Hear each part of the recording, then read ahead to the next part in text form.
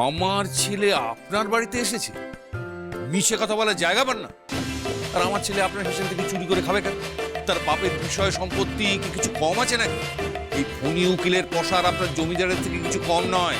আর আপনি যে সাহেবদের পায়ে তেল দেন না, হাইকোর্টে এই ফণি উকিল তাদের একদম কাছা খুলে নেয়।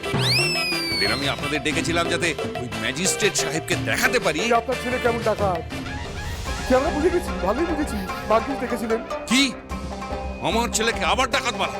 আবার যদি ডাকাত বলেন না, আমি কিন্তু আপনার নামে মানহানির মামলা ঠোকবাও। আমাকে মামলার ভয় দেখাচ্ছেন? ভয় দেখাচ্ছি না, যখন মামলা করব না তখন বুঝতে পারবেন যে আমি কি জিনিস। আপনি যে কি জিনিস আমার ভালোই জানা আছে। বাবা,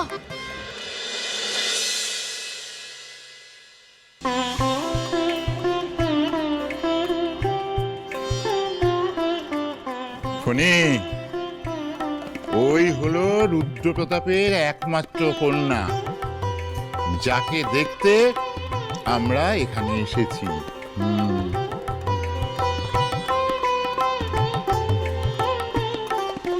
আমি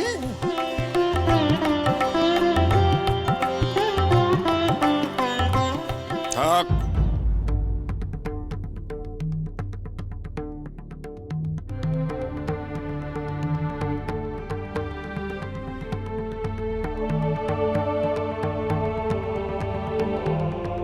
এ বিয়ে হবে না।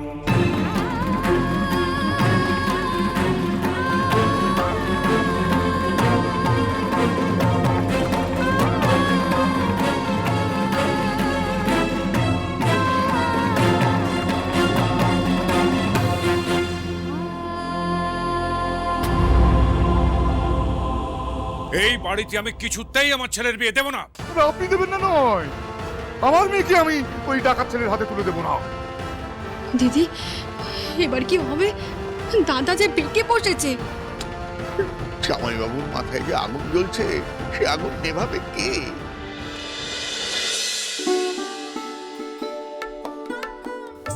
সুখী হও মা, দীর্ঘজীবী হও। আরে খবর, তুমি কি মান সম্মান সব জলাঞ্জলি দিয়েছো?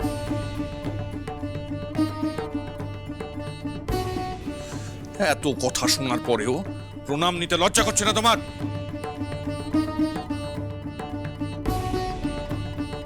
কমলা মা, বাস! আর ফণি, তোমার এত দম্ভ, তোমাদের নিজেদের মধ্যে ঝামেলার জন্য তুমি এই বাচ্চা নিষ্পাপ মেয়েটার প্রণাম পর্যন্ত গ্রহণ করলে না।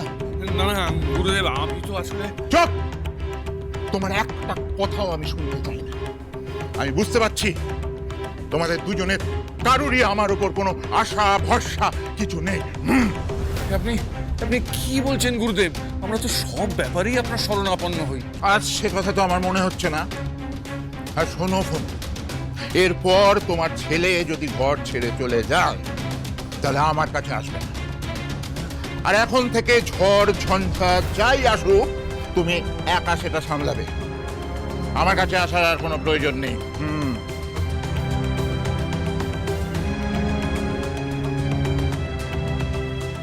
জামাইবাবু, সেই থেকে আপনাকে বলছি শান্ত হন, শান্ত হন। কিন্তু এই জমিদার মশাই তো শুনুন, এই গুরুদেবের পরামর্শ অনুযায়ী আমার ভাগ্নেকে যদি ঘরে বাঁধতে হয় তবে তাকে বিবাহ বন্ধনেই বাঁধতে হবে।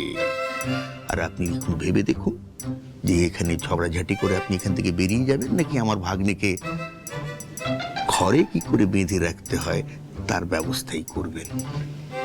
একদম উচিত কথা বলেছেন গুরুদেব। সেই থেকেই সে চিৎকার চেঁচামেচি করে যাচ্ছেন। এই যে দেখছি ডাকাতের বাপের বড় গলা। গলা তোমারও কিছু কম নয় রুদ্রপ্রতাপ। সেই থেকে পায়ে পা দিয়ে ঝগড়া করে চলেছ। হ্যাঁ, আমি যে এখানে আছি সে খেয়ালই নেই তোমার। না গুরুদেব, উনি তো আমাকে রুদ্রপ্রতাপ, অন্যের দোষ দেখার আগে নিজের দোষটা দেখতে শেখো। তোমরা নিজেদের মধ্যে মান অপমান নিয়ে লড়াই করতে করতে ভুলেই গেলে যে আসলে অপমানটা আমাকে করছো।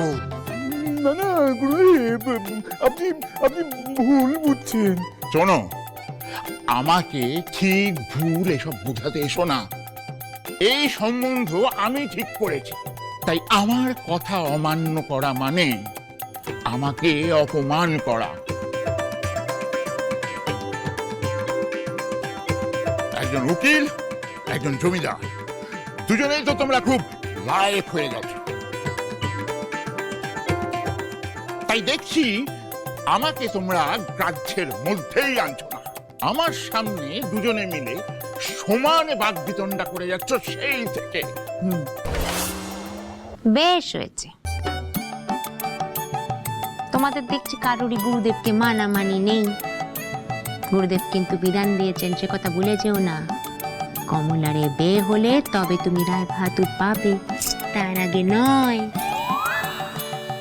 রুদ্রপ্রতাপ, আজকে ফণিকে আমি আমার সাথে তোমার বাড়িতে নিয়ে এসেছিলাম। ফণি আজকে এই বাড়ির অতিথি। সেখানে তুমি যখন ওর বা আমার কারোরই মান রাখতে পারলে না, তখন এখানে থাকার আর কোনো প্রয়োজন নেই।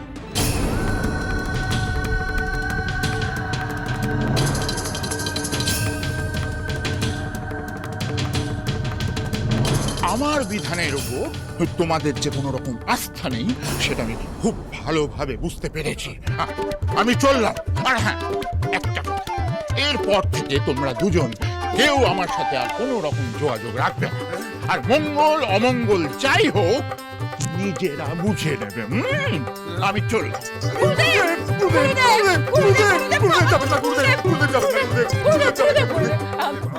আমি ওনার হয়ে ক্ষমা চাইছি, আপনি আমাদের ক্ষমা করে দিন, এভাবে যাবেন না। আমাকে আমাকে আমাকে ক্ষমা করে দিন গুরুদেব, আমার মস্ত বড় ভুল হয়ে গেছে। এবার কি হবে গো? গুরুদেব তো বেজায় চটে গেছেন, আর উনিও তো বিয়ে দিতে চাইছেন না। চরণ ধরিতে দিও গো আমারে, নিও না সরায়, জীবন মরণ সুখ দুঃখ দিয়ে বুকে ধরিব জড়ায়, চরণ ধরিতে দিও গো আমারে, নিও না সরায়।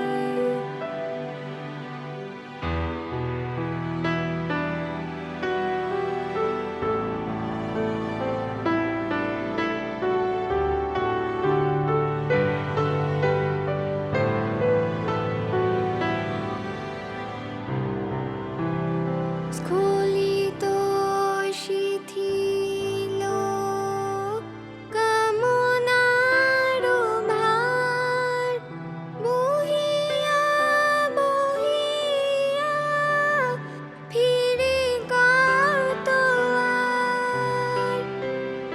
স্খলিত শিথিল কামনার ভার, বহিয়া বহিয়া ফিরে কত আর।